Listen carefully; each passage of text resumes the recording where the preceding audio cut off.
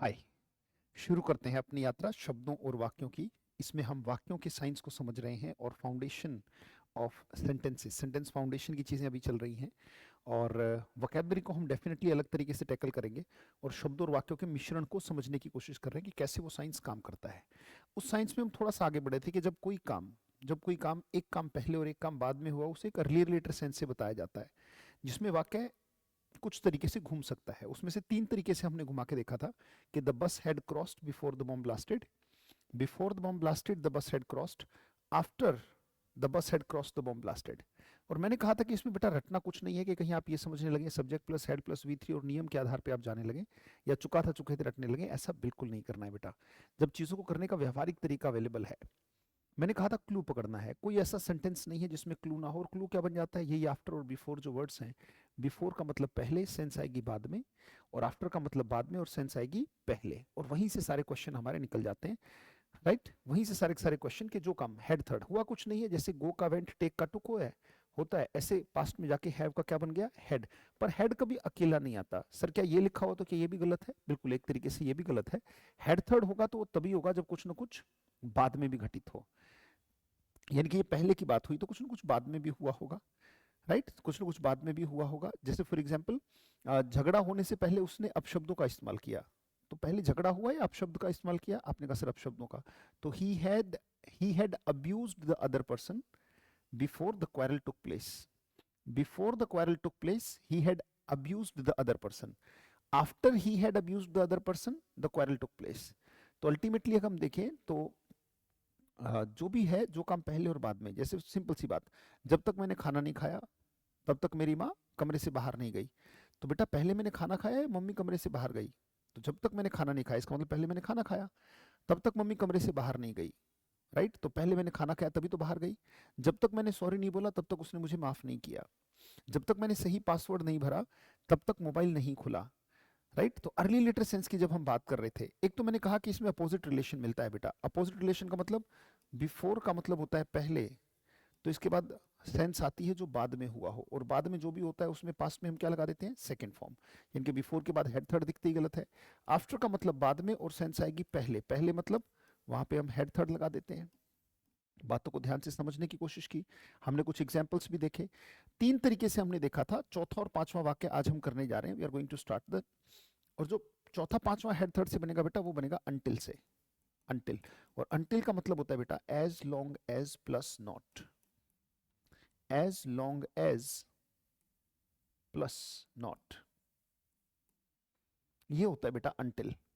ये राइट, जब भी as long as plus not, और ये हम 11 वर्ड्स को जब हमने जिक्र किया था तब भी हमने as long as plus not को देख लिया था। जैसे मैं अगर उसी वाक्य को लूं कि जब तक मैंने खाना नहीं खाया, जैसे मान लो मैं थोड़ा लेट आया, पापा ने डांट लगा दी, मैंने कहा मैं नहीं खाना खाता, मैं अकड़ गया। पापा के सामने तो अकड़ नहीं सकता, पर वो हेकड़ी मम्मी के सामने दिखा रहा हूँ। राइट, कि मैंने कहा मैं नहीं खाना खाता, कि मैं नहीं खाऊंगा, ऐसे कैसे डांट लगा दी। राइट, पापा को नहीं बोल सकता पर मम्मी के सामने अकड़ रहा हूँ। मम्मी ने भी खाना रख के बैठी, कहते बेटा जब तक खाना नहीं खाएगा मैं तो नहीं जाऊंगी। तो जब तक मैंने खाना नहीं खाया तब तक मम्मी कमरे से बाहर नहीं गई। राइट, या उन्होंने मेरा कमरा नहीं छोड़ा।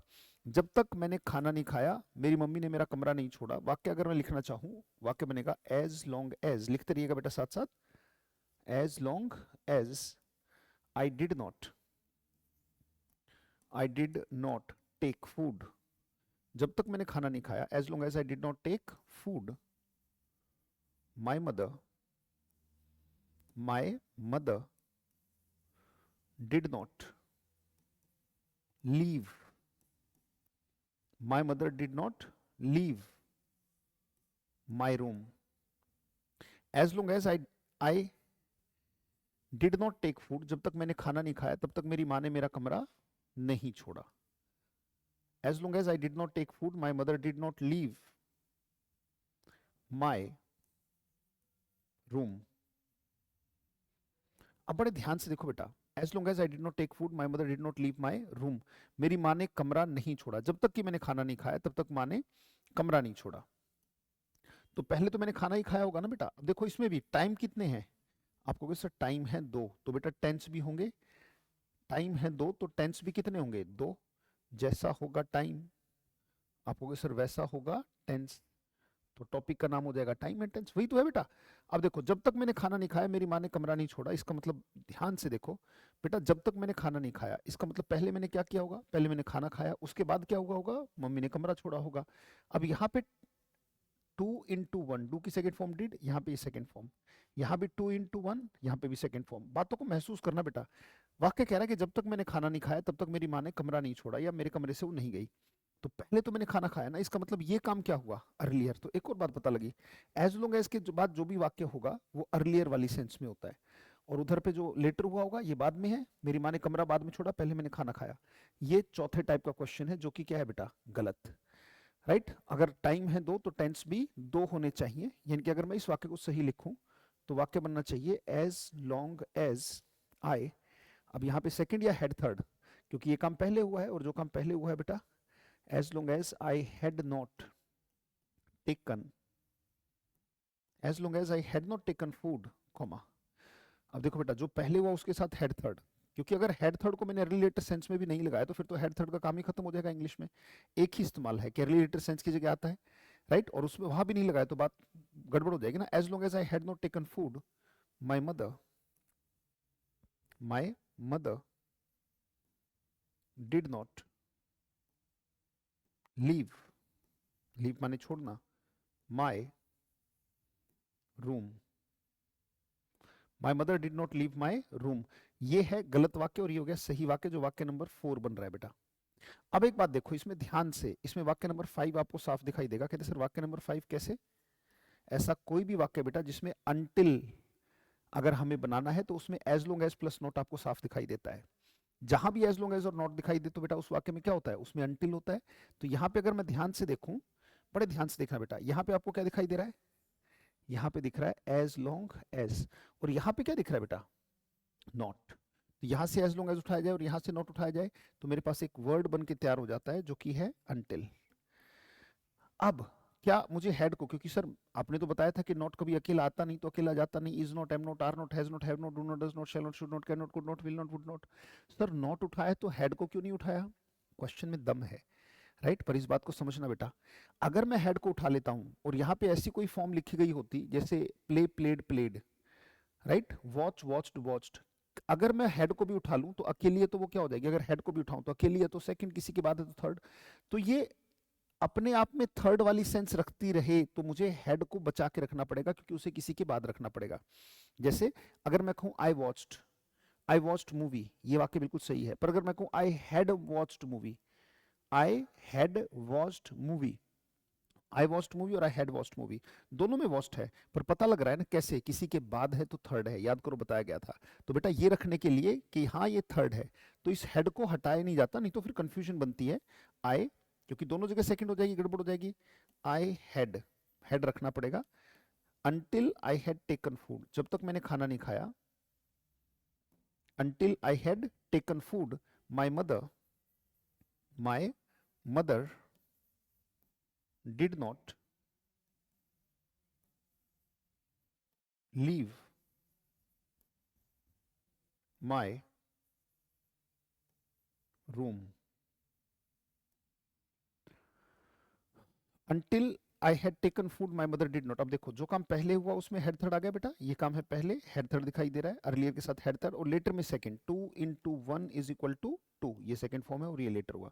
जब तक मैंने खाना नहीं खाया तब तक मेरी माँ ने मेरा कमरा नहीं छोड़ा। उम्मीद करता हूँ आपने वाक्य उतार लिया होगा, साथ साथ उतारते रहा करो बेटा, साथ साथ बातों को समझते रहा करो।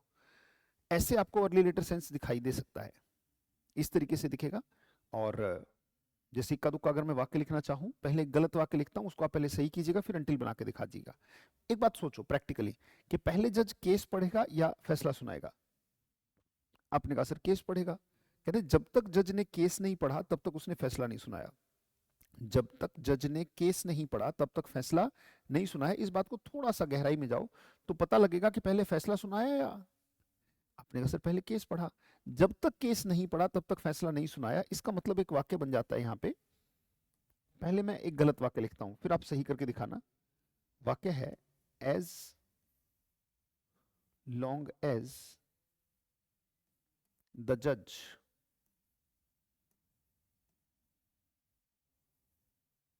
as long as the judge did not study the case, study the case, जब तक जज ने केस नहीं पढ़ा, as long as the judge did not study the case, जैसे ही हमने देखा तो हमें दिखना भी चाहिए भी, as long as आ गया, जब तक ये काम नहीं हुआ तब तक दूसरा काम नहीं हुआ होगा. as long as the judge did not study the case, he did not give any verdict. और verdict माने फैसला होता है बेटा, डिसीजन होता है. As long as the judge did not study the case, he did not give any verdict. बड़े ध्यान से देखिए बेटा, इसमें भी आपको टाइम साफ दिखाई देगा, जैसा होगा टाइम वैसा होगा टेंस. टाइम है 2, पहले केस पढ़ा गया होगा, बाद में फैसला दिया गया होगा, पर यहाँ तो यहाँ भी सेकंड फॉर्म बेटा, और यहाँ भी अगर देखिए तो ये 1 आ रहा है, तो इसमें 2 × 1 इज इक्वल टू, यहाँ भी क्या है, सेकंड है. अब यहाँ पे बेटा हम कह रहे हैं जब तक उसने केस नहीं पढ़ा, तो पहले तो केस पढ़ा गया होगा. ये वाक्य बिल्कुल गलत है, इसको सही करके लिखना. अभी अंटिल मत बनाना बेटा, कोशिश करो इसको सही करने की, लिखने की कोशिश करो. लिखो बेटा सही करके, शाबाश. देखें ठीक हो पाएगा कि नहीं हो पाएगा, दिमाग लगाओ. एज लॉन्ग एज द जज, बिल्कुल सही सोच रहे हैं, बिल्कुल सही वाक्य बनेगा. एज लॉन्ग एज द जज had not studied the case, he, as long as the judge had not studied the case, he did not give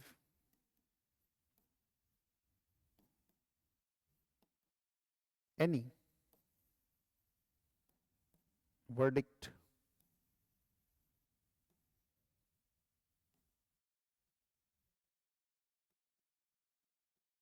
full stop.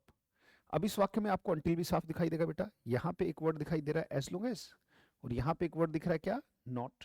दोनों को मिक्स कर दो, वर्ड बन गया अंटिल. अंटिल द जज had studied. अब not आ गया. अब देखो सर हेड क्यों नहीं उठाया, क्योंकि अगर मैं हेड को भी उठा लूं तो स्टडीड सेकंड फॉर्म हो जाएगी बेटा, और दोनों जगह सेकंड नहीं, एक जगह हमें हेड थर्ड चाहिए क्योंकि अर्लियर है. अगर मैं हेड को भी उठा लूं तो देखो द जज स्टडीड, और अकेली है तो सेकंड हो जाएगी, और सेकंड नहीं, हमें ये थर्ड रखनी है. हेड थर्ड रखना है तो हेड के बाद ही रखना पड़ेगा क्योंकि अर्लियर है. द जज had studied the case, comma he did not give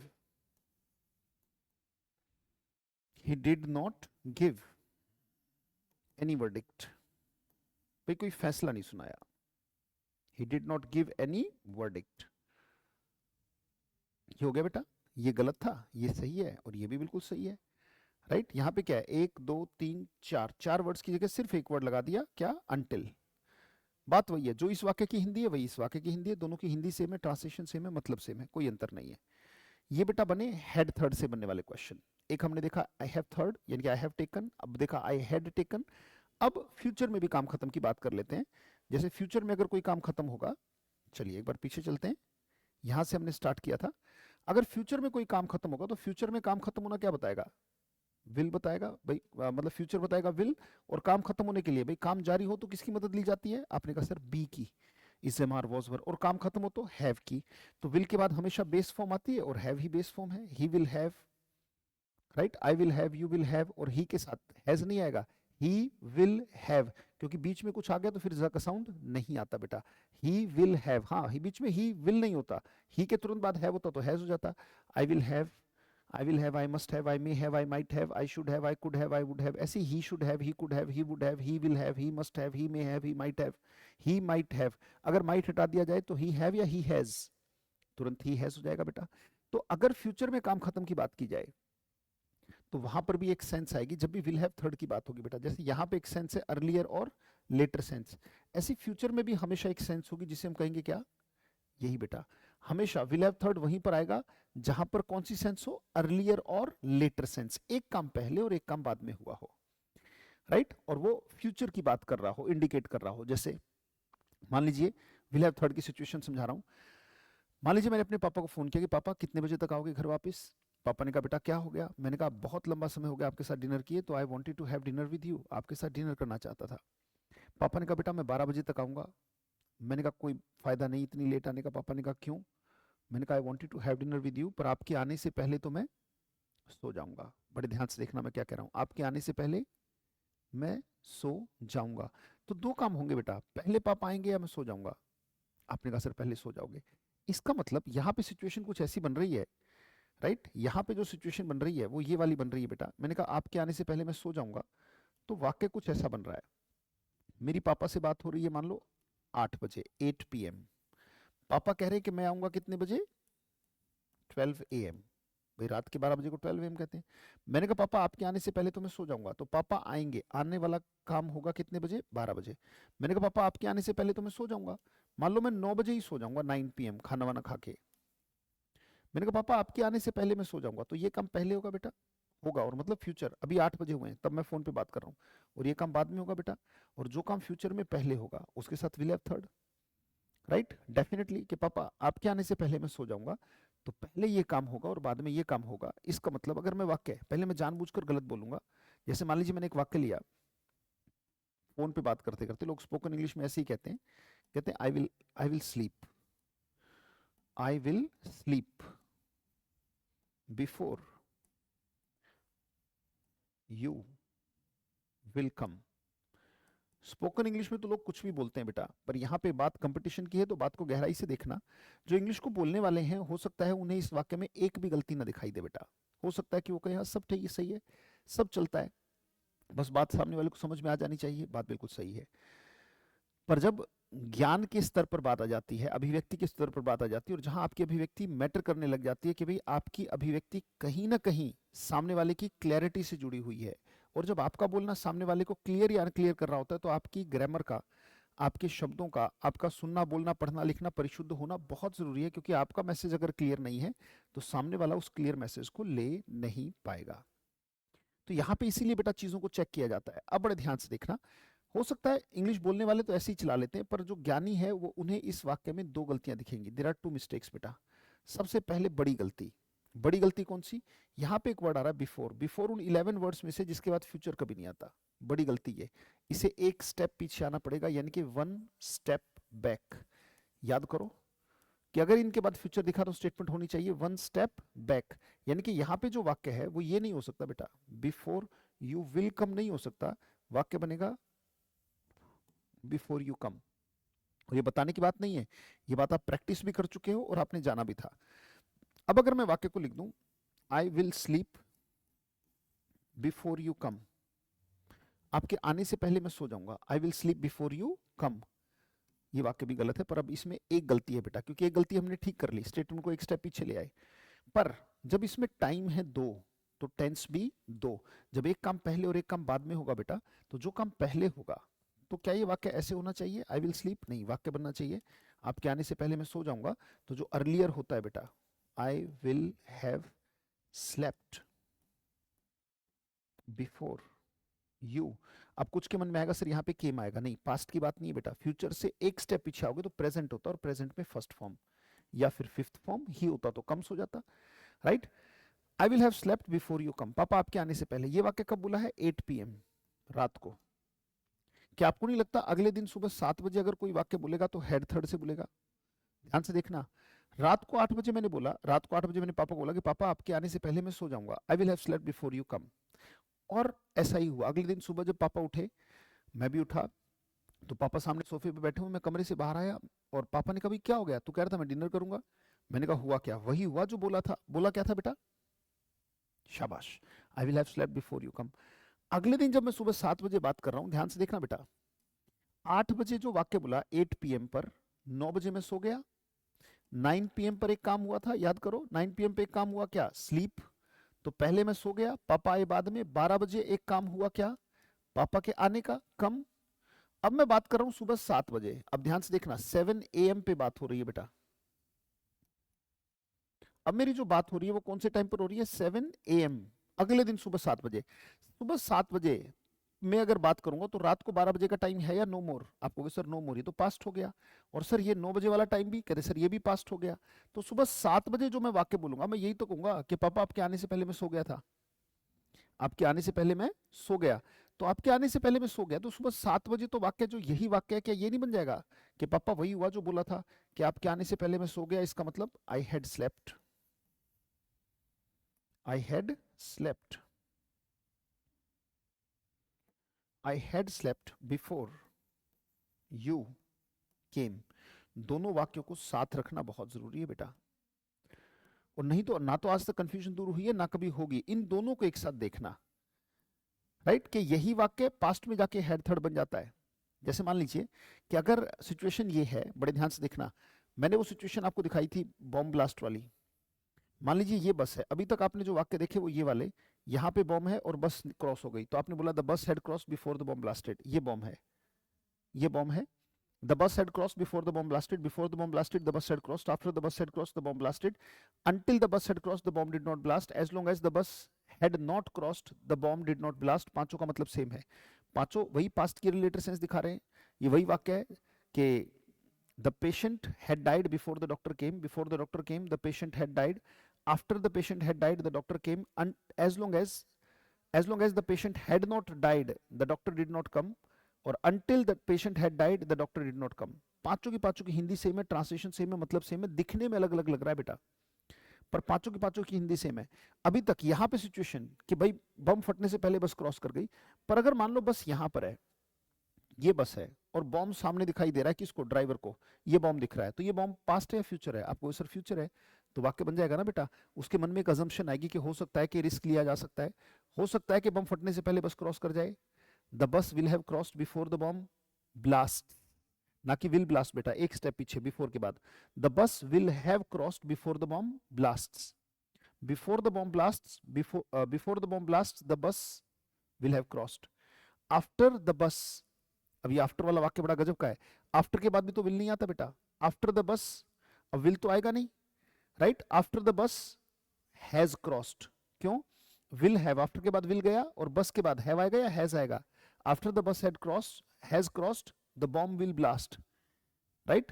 तो अल्टीमेटली अगर हम देखें, बड़े ध्यान से देखना बेटा, बहुत ध्यान से देखना, यहां पे अगर हम देखें तो वाक्य जो है जब यहां पे बैठा है तो ये वाक्य फ्यूचर का है ना, तो यहां पे सोचकर ड्राइवर बैठ के सोचेगा कि the bus will have cross before the bomb blasts, ये फ्यूचर है और ये पास्ट है, राइट। तो जब ये वाला वाक्य, राइट, रात को 8 बजे बोला तो विल हैव थर्ड से बोला, देखो ये अर्लियर है, वो लेटर है। और जब सुबह 7 बजे बोला तो मैंने कहा पापा आपके आने से पहले मैं सो गया, I had slept before you came, right. जैसे और एग्जाम्पल दिखाता हूं, भाई मान लीजिए आप क्रिकेट आपने खूब खेला होगा, राइट, क्रिकेट आपने खूब खेला होगा। अगर क्रिकेट खेला तो आपने देखा होगा कि भाई आप कैप्टन हो तो बॉलर को जाके समझा, तो एक काम करो, टप्पा डाल के आउट स्विंग करो, मतलब बाहर की तरफ बॉल को जाओ। कहते भी फिर क्या होगा, कहते ग्लव्स में पहुंचने से पहले जो बॉल है ना वो बल्ले को टच कर जाएगी, यानी कि एज ले लेगी, तो ग्लव्स में पहुंचने से पहले कीपर पकड़ लेगा, ग्लव्स तो बल्ले को टच कर जाएगी, तो पहले वो ग्लव्स में पहुंचेगी या टच कर जाएगी, अपने से touch, the ball will have touched the bat, the ball will have touched the bat before it reaches the gloves of wicket keeper, will have third before it.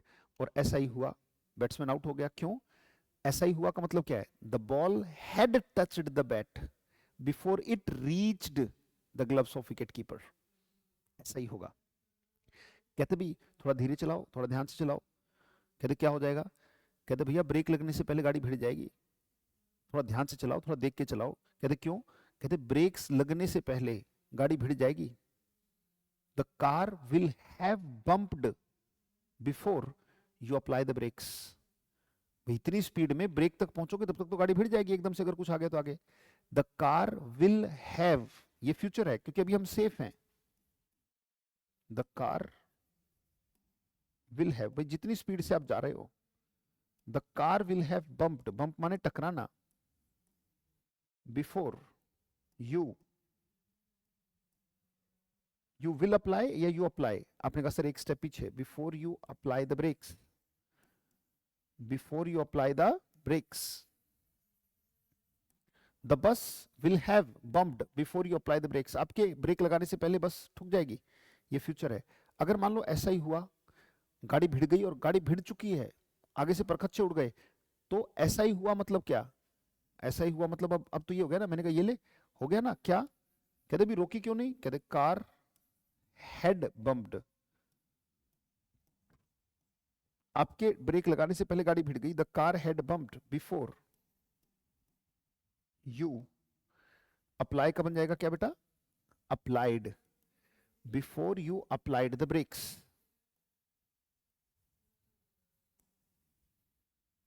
Right ये तब जब गाड़ी भिड़ी नहीं है, और ये तब जब गाड़ी भिड़ गई। तो मैंने कहा भी तुम्हारे ब्रेक लगाने से पहले देखो वही हुआ ना, ऐसा ही हुआ। और जब कहते हैं ऐसा ही हुआ मतलब हेड थर्ड, ऐसा होगा विल हैव थर्ड, ऐसा ही हुआ हेड थर्ड। राइट तो अर्ली लेटर सेंस जब भी होगा बेटा फ्यूचर का, तो डेफिनेटली बताया जाएगा विल हैव थर्ड से। राइट अच्छा अगर मैं आफ्टर से बोलूं, बड़े ध्यान से देखना भाई, अगर एक वाक्य बोलूं after I will have reached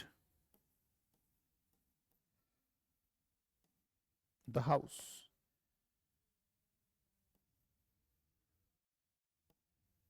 my mother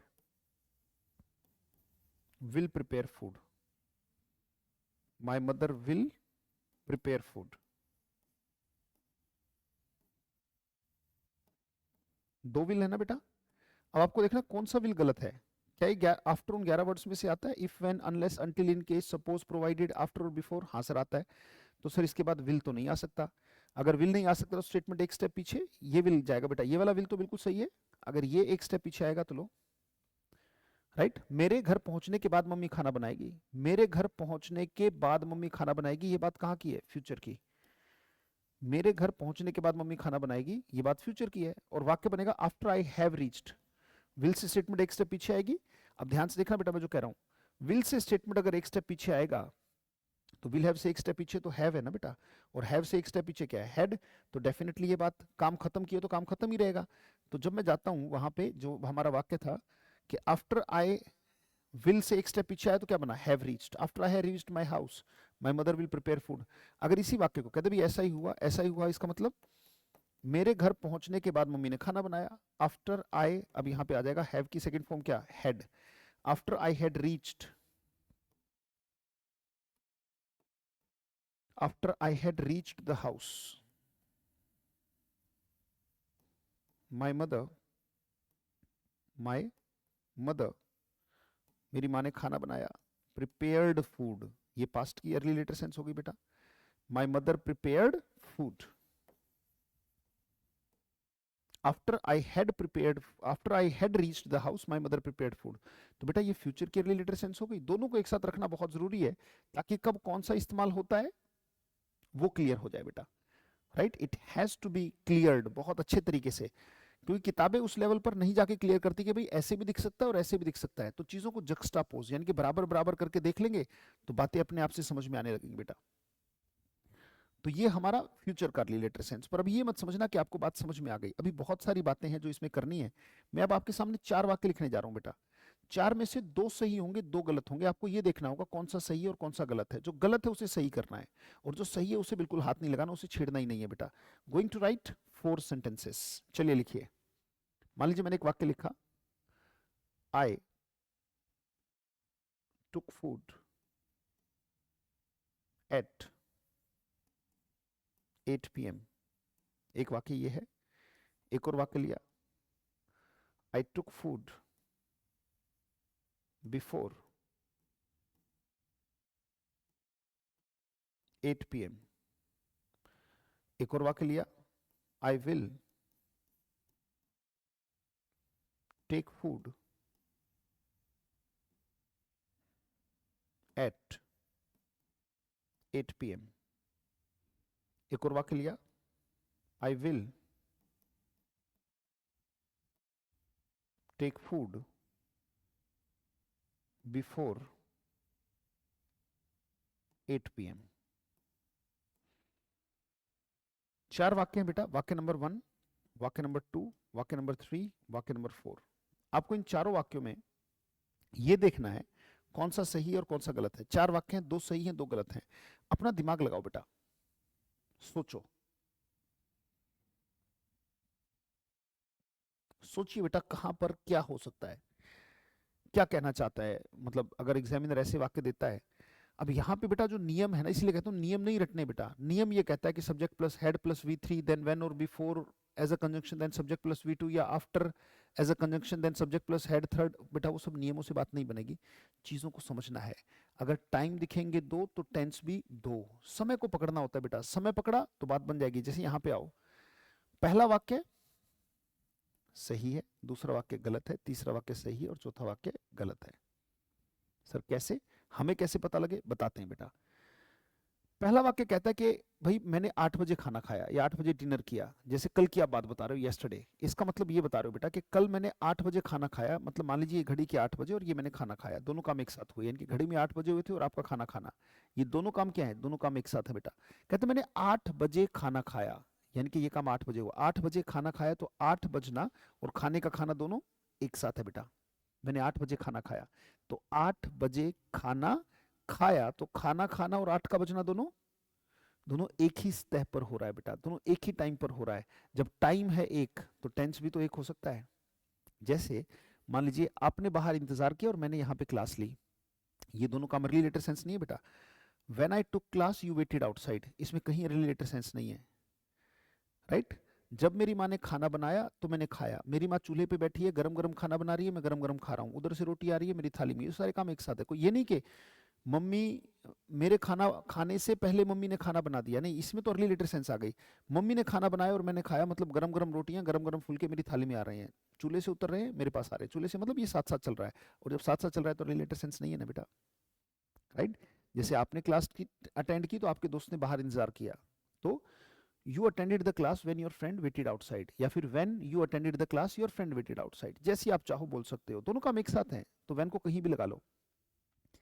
पर अगर मैं इसमें थोड़ा सा ये रिलेटेड सेंस डालूं, यहाँ पे देखो भाई, जब घड़ी में 8 बजे हुए थे तभी तो खाना खाया, यानी कि दोनों काम, घड़ी में 8 का बजना और खाना खाना, ये एक ही समय, जैसा होगा टाइम वैसा होगा टेंस। यहाँ पर कोई दिक्कत नहीं है, ना रिलेटेड सेंस बन रही है, ये एक ही है, एक ही सीक्वेंस में हुआ 8 बजना, तो ये बिल्कुल सही है भाई, मैंने 8 बजे खाना खाया, ठीक है। पर अगला देखो, ये वाक्य कहता है कि मैंने 8 बजने से पहले ही खाना खा लिया। अब दिमाग लगाना बेटा, एक काम है 8 का बजना और एक है खाना खाना। कहता है 8 बजने से पहले ही खाना खा लिया, अब चाहे खाया हो 7:30 पर, 7:30 बजे, 7:45 पर, 7:50 पर, 7:55 पर या 7:59 पर 8 नहीं बजने दिए, कहते 8 बजने से पहले।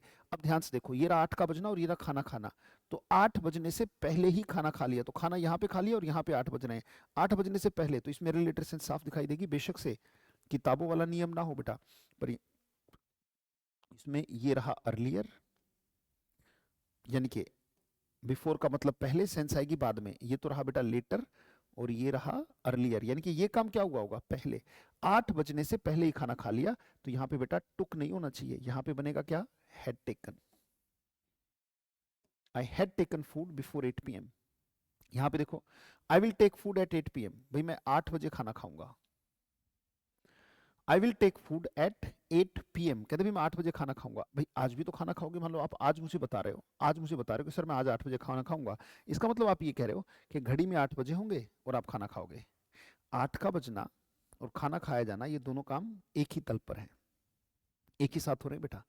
8 बजे खाना खाऊंगा, तो घड़ी में 8 बजे होंगे और आप खाना, ये दोनों काम एक साथ हैं, एक साथ है, तो ये वाक्य बिल्कुल सही है, कहीं कोई रिलेटेड सेंस नहीं है, बिल्कुल सही है। अगला देखो, अगर आप वाक्य ये बोलते हो कि सर मैं 8 बजने से पहले ही खाना खा लूंगा, आज की बात है, I will take food before 8 PM, आप कह रहे हो कि 8 बजने से, आज 8 बजने से पहले ही खाना खा लूंगा, तो पहले 8 बजेंगे या खाना खा लोगे, अब खाओगे चाहे आज शाम को, चाहे आप खाओगे 7:30 बजे, 7:45 पर, 7:50 पर, 7:55 पर या 7:59 पर 8 नहीं बजने दोगे, कहते 8 बजने से पहले ही, तो बेटा बिफोर का मतलब पहले, सेंस आएगी बाद में, यानी कि ये बजेंगे बाद में और मैं खाना पहले खा लूंगा, तो यहाँ विल टेक नहीं हो सकता बेटा, यहाँ पे वाक्य बनेगा विल हैव टेकन। अभी सही हो गया, आई will have taken food before 8 PM, कहते भी 8 बजने से पहले ही मैं खाना खा लूंगा, अर्लियर लेटर सेंस। जैसे 4 वाक्य और लिखने जा रहा हूं ताकि अच्छे से बात को समझ सको बेटा, 4 वाक्य और देखो। जैसे मान लीजिए फॉर एग्जाम्पल, मैंने एक बात कही कि इंडिया गॉट, गेट की सेकंड फॉर्म गॉट होती है, फ्रीडम, इंडिया गॉट फ्रीडम। अच्छा, एक और बात बताना चाहूंगा, कुछ ऐड कर देता हूं ताकि एक बात और एक्स्ट्रा पता लग जाए।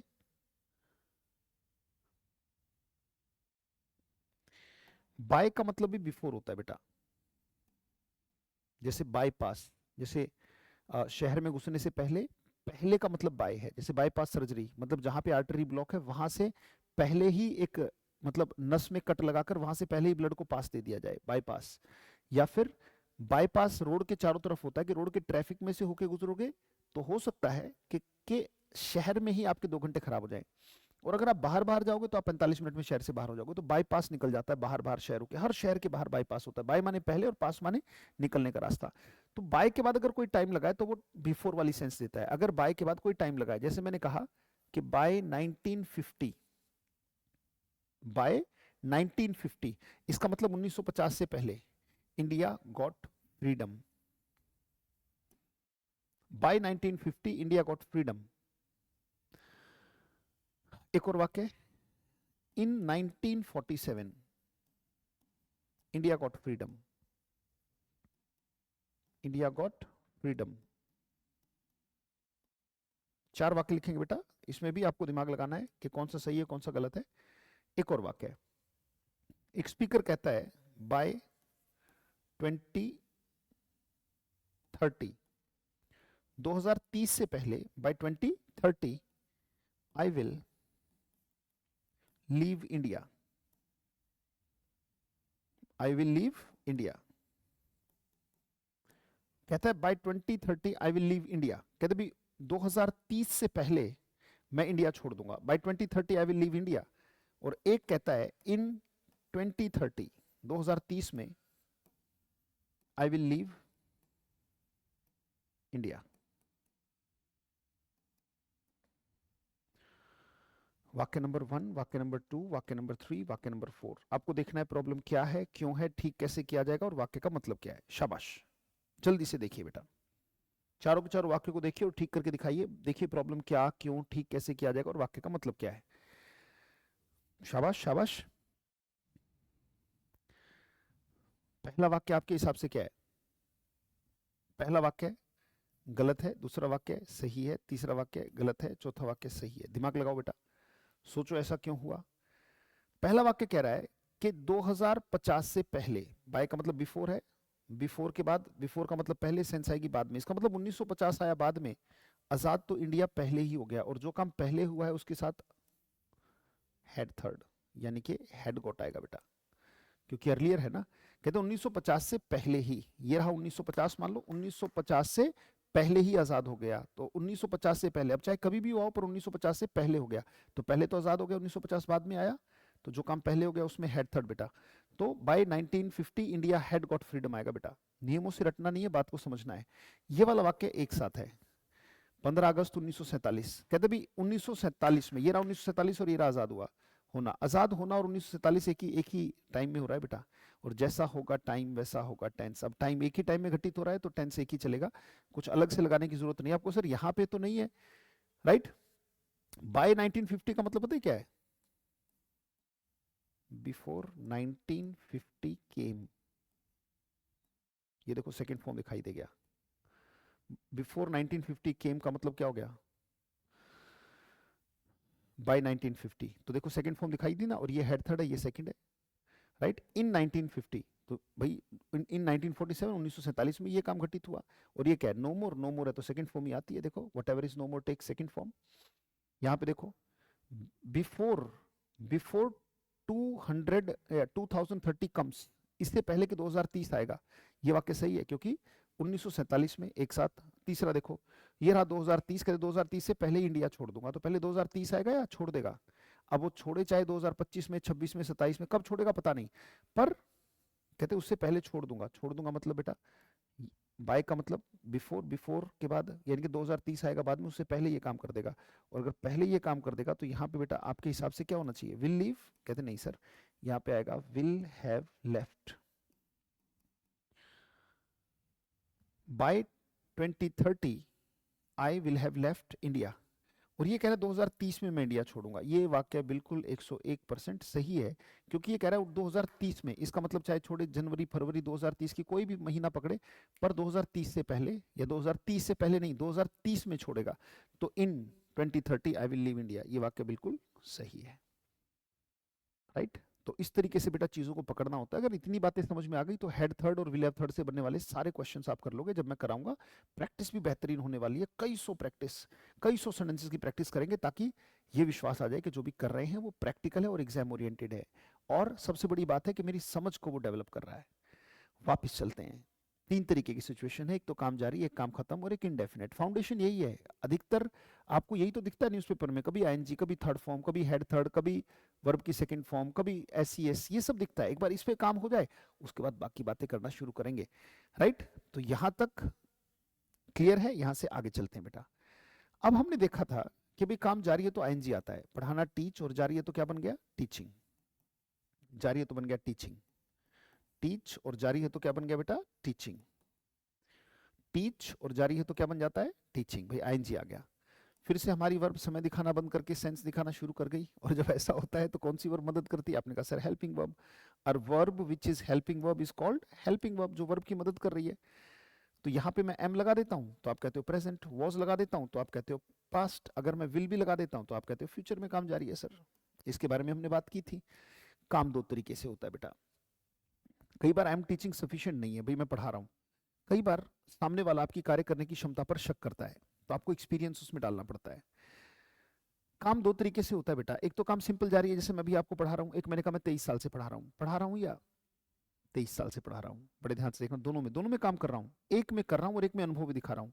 जैसे मैंने कहा भी मैं ये पहने हुए हूँ, I am wearing this coat. एक मैंने कहा मैं 2 साल से पहन रहा हूँ या 2 साल से पहन रहा हूँ।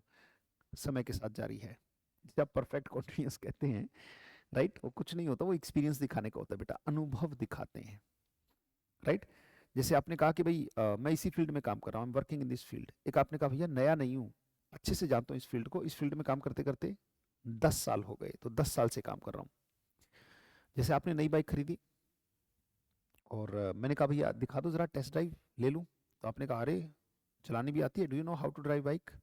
मैंने कहा जब आपको बाइक का ब नहीं कहना आता था, मुंह से बाइक का ब नहीं निकलता था, तब गलियों में से यूं यूं यूं यूं करके बाइक निकलता था। ये कुछ नहीं है, ये वही है प्रेजेंट परफेक्ट कॉन्टिन्यूस, जिसे आप बचपन से कहते आए। अनुभव दिखा रहे हो।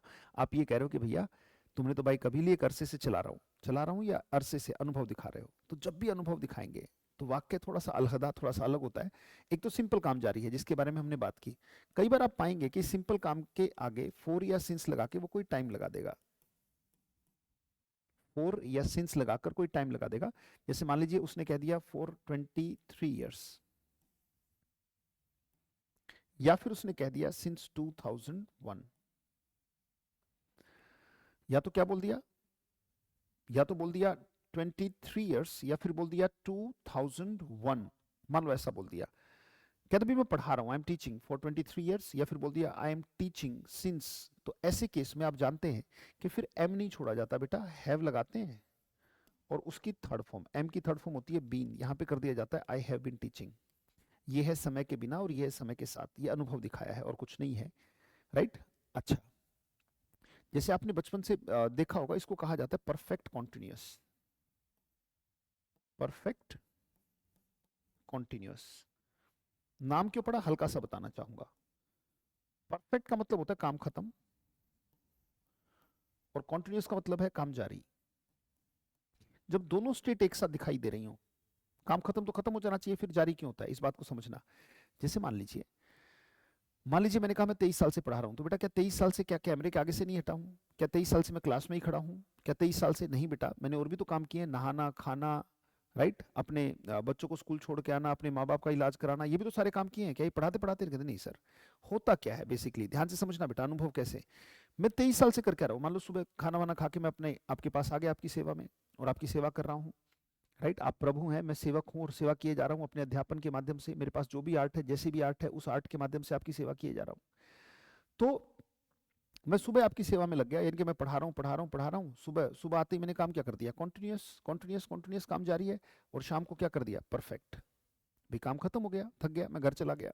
अगले दिन सुबह आती फिर कॉन्टिन्यूस, शाम को परफेक्ट, अगले दिन सुबह कॉन्टिन्यूस, शाम को परफेक्ट, अगले दिन सुबह कॉन्टिन्यूस, शाम को perfect.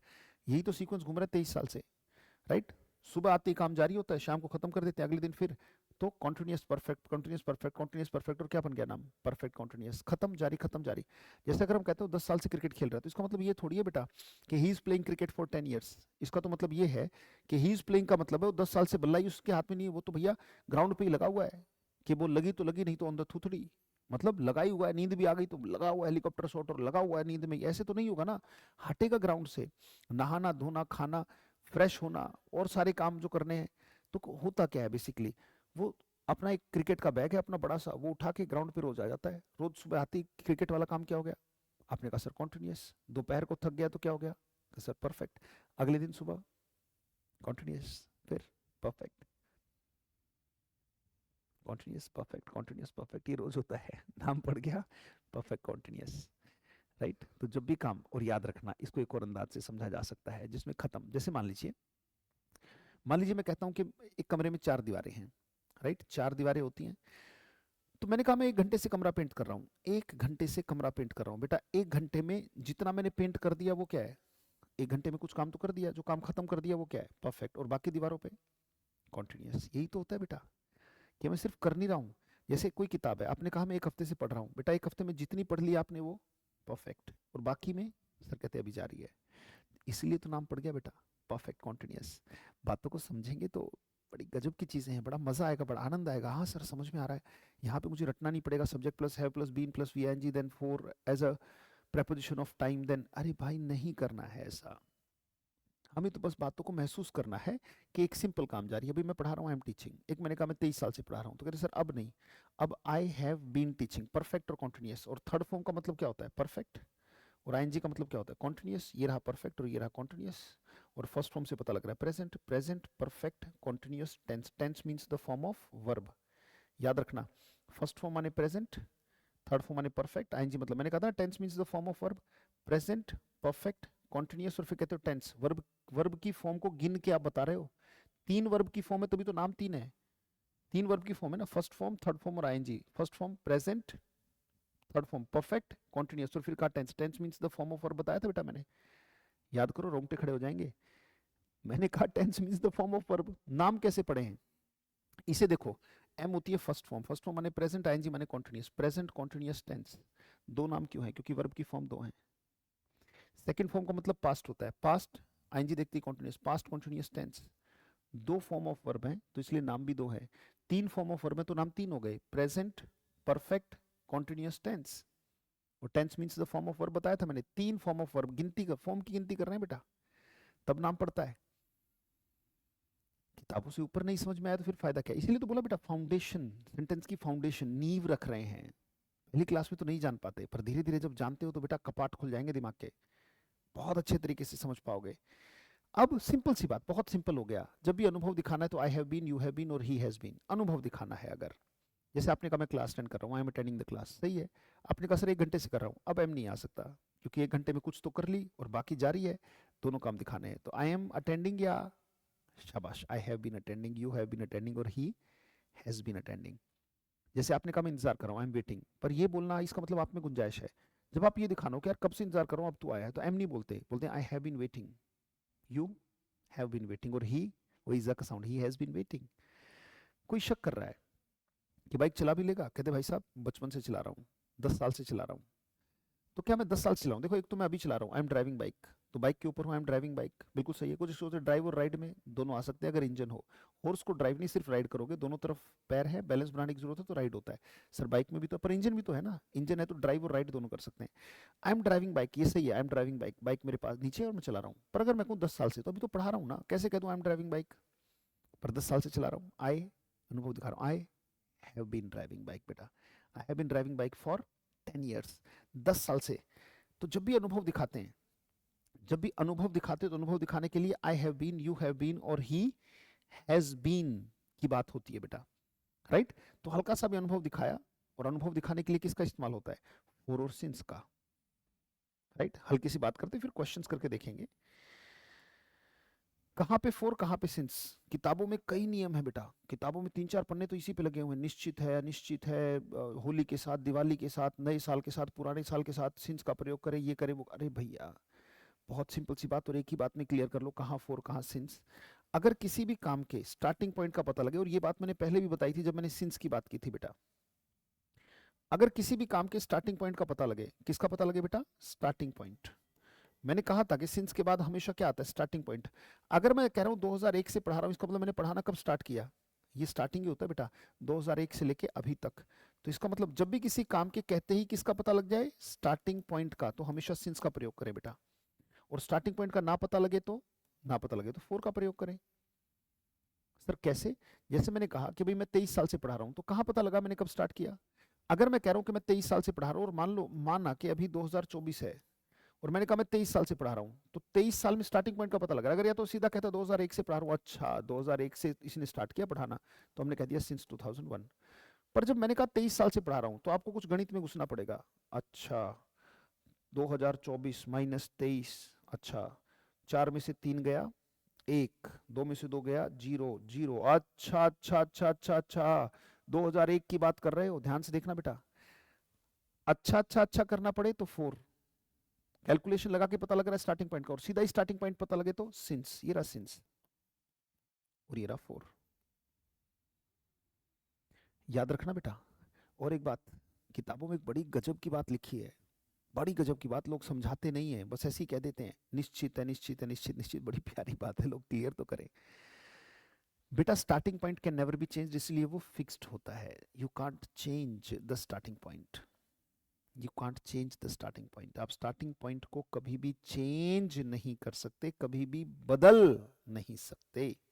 You can never change the starting point बेटा, आप कभी स्टार्टिंग पॉइंट को बदल नहीं सकते। जैसे मैंने 2001 में अगर पढ़ाना शुरू किया, तो क्या 2000 में कर सकता हूँ?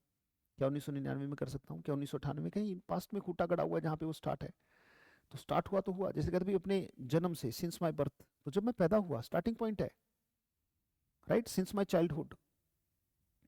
बड़े ध्यान से देखना बेटा, याद रखना, जो स्टार्टिंग पॉइंट है वो हमेशा क्या होता है? फिक्स्ड। 2001 में स्टार्ट किया तो वो फिक्स है, ना 1999 हो सकता है, ना 1998 हो सकता है, ना 2002 हो सकता है, पर ये कभी फिक्स्ड नहीं है। कैसे पता लगा? ये कभी 1 से स्टार्ट हुआ 23 पे, और ये क्या 23 ही रहेगा? इसमें ना, इस वाले टाइम में जो 23 साल हो गए हैं, इसमें हर साल हर महीने, हर साल हर महीने, हर हफ्ते, हर दिन, हर घंटे, हर मिनट और हर सेकंड बदलाव आ रहा है। और एक टाइम ऐसा आएगा, इसमें बदलाव आते आते एक दिन मुझे कितने साल हो जाएंगे? 24। पर जब ये बदल गया, 24 आएंगे, तो यहाँ पे कितना टाइम होगा उस टाइम पे? कह रहे सर यहाँ पे 2025 होगा। फिर भी जवाब क्या आएगा? स्टार्टिंग पॉइंट तो नहीं बदला, 2001 तो फिर भी रहा। अच्छा, अगर ये बदल कर 25 साल हो जाए, तो बेटा जब सिर्फ यहाँ बदलेगा? कहते नहीं सर, ऊपर 2026 आ जाएगा। जब 2026 आ जाएगा तो भी स्टार्टिंग पॉइंट कितना रहा? स्टार्टिंग पॉइंट फिक्स होता है बेटा, राइट। अगर हम कहते हैं कि हमें हमें आज़ाद हुए 75 साल हो गए, हमें आज़ाद हुए 75 साल हो गए, 75 ईयर्स, राइट, तो 75 ईयर्स से हम आज़ादी का लुत्फ उठा रहे हैं, आज़ादी को एंजॉय कर रहे हैं। We are enjoying freedom for 75 years? नहीं सर, वी आर नहीं, वी हैव बीन, क्योंकि अनुभव दिखा रहे हैं, राइट। और जब भी अनुभव दिखाएंगे तो I have been, you have been, तो we have been enjoying freedom for 75 years. और अगर 1947 की बात कर दूं, तो 1947 बेटा क्या 1948 हो सकता है? क्या 1949 या 50 हो सकता है? कहते सर नहीं, 1947 मतलब स्टार्टिंग पॉइंट। तो we have been enjoying freedom since 1947। Starting point का जब भी पता लगे सिंस, और ना पता लगे तो फोर। यही है बेटा, इतना ही है, राइट। कुछ कहते सर अगर हमें कहना हो कि होली से, तो बेटा इक्वेशन बनेगी नहीं ना, तो वो अपने आप से स्टार्टिंग पॉइंट होगा। मान लो मैंने कहा 2025 माइनस होली, मान लो मैंने ऐसे कह दिया 2025 माइनस होली, क्या ये हो सकता है? क्या हो सकता है? 5 माइनस है, तो अगर इक्वेशन नहीं बन रही है ऐसे माइनस वाली, तो बेटा ये ऑलरेडी स्टार्टिंग पॉइंट है। तो मैं कहूंगा since Holi, since morning, since evening, since last month. पर अगर मैं कहूँ सिंस लास्ट 4 मंथ्स, ये एरर है, फोर लास्ट 4 मंथ्स आएगा, क्योंकि चार कैसे हुआ? कभी ना कभी एक से आएगा, 1 2 3 बदल रहा है ना, तभी तो ये 4 हुआ, और ये चार चार ही रहेगा, या 5 भी हो जाएगा? सर 5 भी हो जाएगा, इसका मतलब बदल रहा है, 4 आएगा सिंस लास्ट मंथ। और अगर लास्ट 4 मंथ्स आ जाए या 5 मंथ्स आ जाए, तो फोर लास्ट 4 मंथ्स या 5 मंथ्स, क्योंकि 5 का 6 भी होगा, 7 भी होगा। एक ही बात में कि अगर स्टार्टिंग पॉइंट का पता लगे तो सिंस, नहीं तो फोर। एग्जाम्पल लेके देखते हैं, let's start, let's take one example. आपने कहा I am perfect, at driving. I'm perfect at driving because I am. I'm driving car. I'm driving car since 10 years. अब देखना है कि गलती कितनी है बेटा, देखना है वाक्य में प्रॉब्लम क्या है। कहते भी मैं गाड़ी चलाने में परफेक्ट हूं because I am driving car since 10 years, 10 साल से गाड़ी चला रहा हूं। राइट, देखना है प्रॉब्लम क्या है, क्यों है, ठीक कैसे किया जाएगा और वाक्य का मतलब क्या है। वाक्य बिल्कुल गलत है। वाक्य अगर ठीक करने चलो तो वाक्य बनता है आई am perfect eight driving. I am perfect eight driving because I am perfect eight driving because I. अब बेटा ध्यान से देखो, 10 साल से गाड़ी चला रहा हूं या 10 साल से, 10 साल से चला रहा हूं तो अनुभव तो दिखा ही रहा हूं। अनुभव दिखा रहा हूं तो बेटा या एम नहीं होना चाहिए, यहां पे क्या आएगा, I have been driving car. I have been driving car, और यहाँ पे सिंस आएगा क्या बेटा, क्योंकि 10 साल से मुझे स्टार्टिंग पॉइंट को तो पता नहीं लगा। या तो मैं कह देता भाई 2000, मान लीजिए मैंने कहा 2004 से चला रहा हूँ, या 2000 तो स्टार्टिंग पॉइंट पता लग रहा है, या 2014 से चला रहा हूँ, या ऐसा कुछ कहूँ मैं, तो ये तो स्टार्टिंग पॉइंट है, पर ये तो कह रहा है 10 साल, स्टार्टिंग पॉइंट का पता नहीं लग रहा ना, तो 10 years। I have been driving car. I'm perfect at driving because I have been driving car for 10 years। जैसे आपने देखा होगा ना, कई बार घरों के बाहर लिखा होता है सिंस 1950, इसका मतलब वो घर कब बना था, 1950 में। जैसे मैं एक शोरूम के आगे देखा था, मैंने बोर्ड लगा हुआ था कि विनिंग योर ट्रस्ट सिंस 1990, ऐसा कुछ लिखा हुआ था, winning your trust since 1990। Winning your trust 1990 से हम आपका विश्वास जीत रहे हैं। अगर आप वाक्य को पूरा करना चाहो तो वी आर विनिंग या वी हैव बीन, कहते सर अनुभव है तो वी हैव बीन आएगा। We have been winning your trust since 1990। Right, तो अनुभव जब भी दिखाना है बेटा, छोटा बड़ा कितना भी अनुभव हो, तो डेफिनेटली उसे I have been, you have been और ही हैज बीन से बताया जाता है। राइट, तो जब भी अनुभव दिखाना है तो बेटा अनुभव दिखाने की सेंस। राइट, एक और बात, कई बार ना क्वेश्चन होता है एग्जाम में, देखिए क्वेश्चन कुछ ऐसे हो जाता है, how long are you, how long are you playing cricket. और हो सकता है क्योंकि हम तो नियम रखते हैं, पर हमें सेंस पकड़नी है बेटा। हाउ लॉन्ग का मतलब क्या है बेटा, ये अनुभव जानना चाहता है ना कि क्रिकेट कब से खेल रहे हो, कितना एक्सपीरियंस हो गया, कितना टाइम हो गया। ये हमेशा अनुभव जानने का क्वेश्चन होता है। क्वेश्चन गलत है बेटा, क्वेश्चन ही गलत है, क्योंकि आप जवाब देना चाहोगे तो मान लो आपने जवाब दिया I am playing cricket, I am playing cricket, ये किसका जवाब है। ये अगर क्वेश्चन इतना ही होता ना, ध्यान देना बेटा, अगर क्वेश्चन होता आर यू प्लेइंग क्रिकेट, आप कहते हाँ yes I am playing cricket, पर पूछा क्या गया है, कब से क्रिकेट खेल रहे हो, कितना टाइम हो गया, कितना लंबा टाइम हो गया। मान लो जी आपने कहा I am playing cricket for 20 years, भाई 20 साल हो गए क्रिकेट खेलते खेलते। ऐसे बोलते हैं ना, क्रिकेट खेलते खेलते 20 साल हो गए, तो ये नहीं कहेंगे खेलते खेलते मतलब प्लेइंग प्लेइंग। अनुभव बता रहे हो बेटा, अनुभव बता रहे तो आई, शाबाश, जैसे एक्सपीरियंस दिखाई दिया। अब बताओ सिंपल काम जारी है या टाइम के साथ, टाइम के साथ। और टाइम क्यों बताया, हाउ लॉन्ग पूछा ही टाइम है, ये नहीं हो सकता बेटा। आई हैव बीन, और जैसा होगा टाइम वैसा होगा टेंस, टॉपिक का नाम आ गया टाइम एंड टेंस, यही तो है बेटा। अब आपने हाउ लॉन्ग कर दिया, तो क्या आपको नहीं लगता कि यहाँ पे जो क्वेश्चन बनेगा वो how long have you been, और बीन के बिना, बी के बिना तो काम जारी हो ही नहीं सकता ना, इसलिए मैंने बताया ना बी की मदद के बिना काम जारी आप बता ही नहीं सकते। हैव के बाद थर्ड फॉर्म आती है तो लगा दिया, how long have you been playing cricket, ये बनेगा बेटा इसका सही, how long have you been.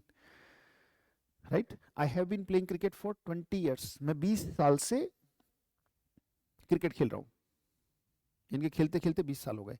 अब जिस फॉर्मेट में आंसर है बेटा, I have been, you have been, question किया तो क्या किया, हैव यू बीन, हैव उठकर आगे आ गया और पूछ लिया how long have you been playing cricket. यानी कि अगर कोई आपसे ये कहे how long are you waiting, तो आप कह सकते हो कि सर ऐसा कोई क्वेश्चन इंग्लिश में नहीं होता, there is no such question. आपको इंतजार करते करते कितना टाइम हो गया, क्योंकि हाउ लॉन्ग के जवाब में ही तो फोर और सिंस आता है। इसी का जवाब है बेटा फोर और सिंस।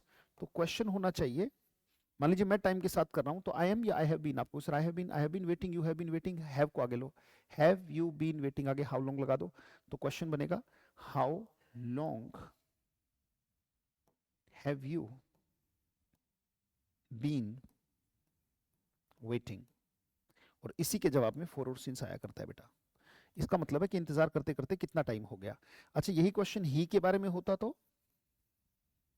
हाउ लॉन्ग हैव का बन जाता क्या, has, how long has he been waiting, how long has he been waiting, कि उसे इंतजार करते करते कितना टाइम हो गया। तो how long is he waiting नहीं होगा, क्योंकि हाउ लॉन्ग के जवाब में ही फोर और सिंस आता है बेटा। एक क्लास में ज्यादा नहीं करेंगे, हमने जो किया एक बार हल्का सा रिवाइज करा दूं, जो भी हमने पढ़ा भाई, हमने कहाँ से स्टार्ट किया, कैसे स्टार्ट किया, जो भी हमने देखा, हम शायद यहाँ से चले थे, हमने कहा भाई हेड थर्ड है, उसमें हमने एज लॉन्ग एज और अंटिल को मिक्स किया, फिर विल हैव थर्ड पर हम गए थे, देखो ध्यान से, राइट पापा आपके आने से पहले मैं सो जाऊंगा, विल हैव थर्ड को समझा, हेड थर्ड को समझा, अपनी नोटबुक में आपने नोट कर ही लिया है, राइट नहीं तो फिर वीडियो को बार बार देखो, क्लास को बार बार देखो, अगर नहीं नोट हो पाया किसी कारणवश। ये हमने सारा विल हैव थर्ड और हेड थर्ड देखा, राइट फिर हमने और क्वेश्चंस देखे उसके, फिर हमने देखा कि बेटा बाय का भी मतलब बिफोर होता है और उस तरीके से भी क्वेश्चन फ्रेम हो सकता है। फिर हमने देखा अनुभव के साथ काम जारी बताना, और हमने फोर और सिंस को भी जाना। क्लास में ज्यादा नहीं करेंगे, इतना ही करेंगे जितना आप डाइजेस्ट कर सको, राइट। और पूरा करना है, एक एक वाक्य के एक एक गहरी बात को जानना है, मोती गहरी चीज है बेटा, हल्की डुबकी में नहीं। ऊपर ऊपर तैरते रहोगे तो कबाड़ ही याद आएगा। वाकई में कुछ गहरी चीज चाहिए तो थोड़ा लंबा स्टेमिना बनाओ। कुछ एक सोचेंगे सर ये फाउंडेशन कब तक चलेगा बेटा काश कि मैं इतना जल्दी खत्म कर पाता, क्योंकि जल्दी खत्म करने में तुम खत्म हो जाओगे। इंग्लिश का जो डर बना हुआ है बना ही रहेगा। जब शिक्षक जिंदगी में आ चुका है तो डर नहीं होना चाहिए, सिर्फ एक ही चीज होनी चाहिए, विश्वास, गुरु का भी अपना भी।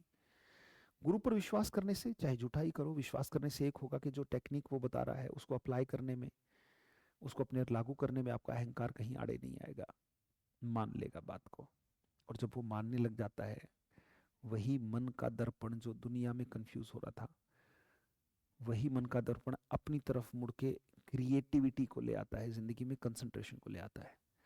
तो मैं नहीं चाहता कि वो जो डर है वो आपके अंदर बचा रहे, बना रहे, बिल्कुल नहीं चाहता बेटा। तो इसलिए बिल्कुल कोर्स की स्पीड बिल्कुल स्लो रखी है, ताकि क्रिएटिविटी बढ़ जाए। फेमस होने की कोशिश बिल्कुल नहीं है, try not to be famous, try to be creative. दुनिया नोट करे ना करे, परमात्मा नोट करेगा आपका क्रिएटिव होना। हो सकता है कि आपके जाने के बाद लोग जान पाए, नो प्रॉब्लम एट ऑल, जानेंगे जरूर। सत्य प्रिवेल करता है अपने आप को, truth prevails itself. Thank you, मिलेंगे अगली क्लास में, अभ्यास भी करेंगे, चीज़ों को जानेंगे और बेहतरीन तरीके से। नमस्कार।